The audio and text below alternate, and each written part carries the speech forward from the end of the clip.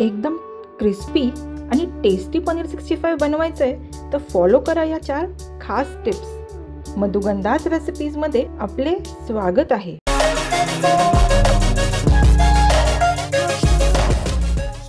एका बाउलमध्ये आता आपण अर्धा कप तांदूळाचं पीठ घेऊया, 1/4 कप कॉर्नफ्लॉवर, 8 ते 10 बारीक चॉप केलेले कढीपत्त्याचे पानं,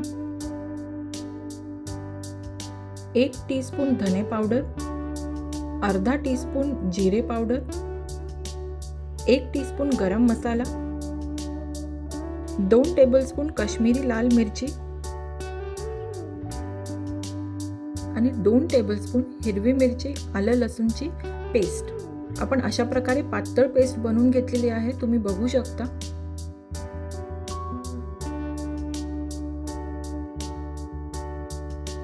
यात आता आपण टाकूया 4 टेबलस्पून व्यवस्थित फेटून घेतलेलं दही आणि 2 टेबलस्पून कडकडीत गरम केलेलं तेल। ही आपली टिप नंबर 1 आहे।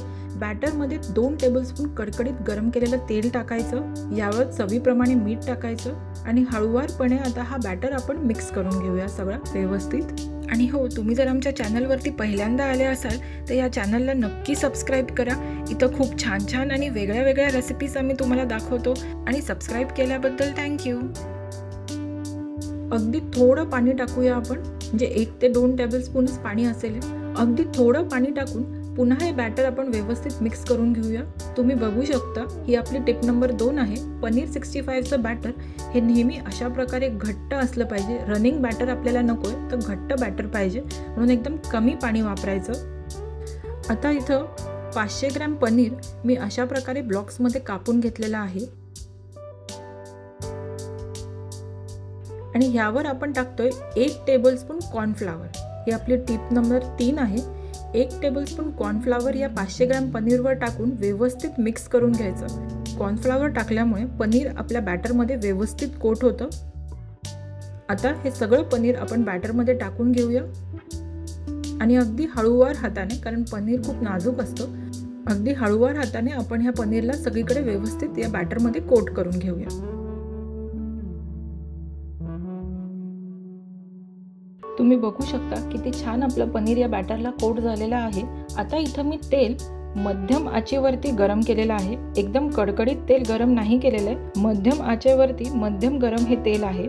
या तेलात आता आपण एक एक करून आपलं पनीर सोडूया आणि छान गोल्डन ब्राऊन होऊस तोपर्यंत खाली वर करत करत हे पनीर आपण फ्राय करून घेऊया।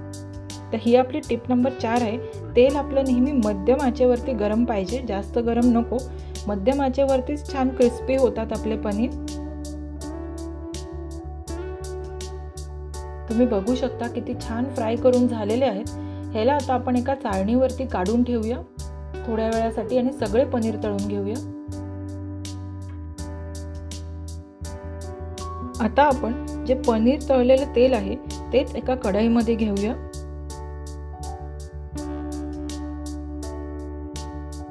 आणि ह्यात 3 टेबलस्पून बारीक चॉप केलेला लसूण टाकूया, 2 टेबलस्पून चॉप केलेल्या हिरव्या मिरच्या आणि साधारण 25 ते 30 कढीपत्त्याचे पानं आणि हे सगळं छान तेलावरती फ्राय करून घेऊया।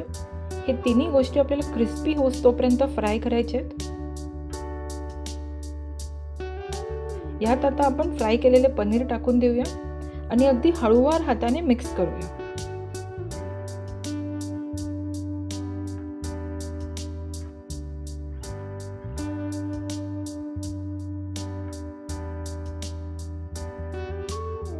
छान मिक्स झालं की वरून 1/4 टीस्पून फ्रेशली कुटलेली काळी मिरी टाकूया आणि थोडं मिक्स करून घेऊया। झालं आपलं मस्त यम्मी आणि क्रिस्पी पनीर 65 रेडी आहे। फॉलो करा ह्या 4 टिप्स, खमंग अशी क्रिस्पी फोडणी करा।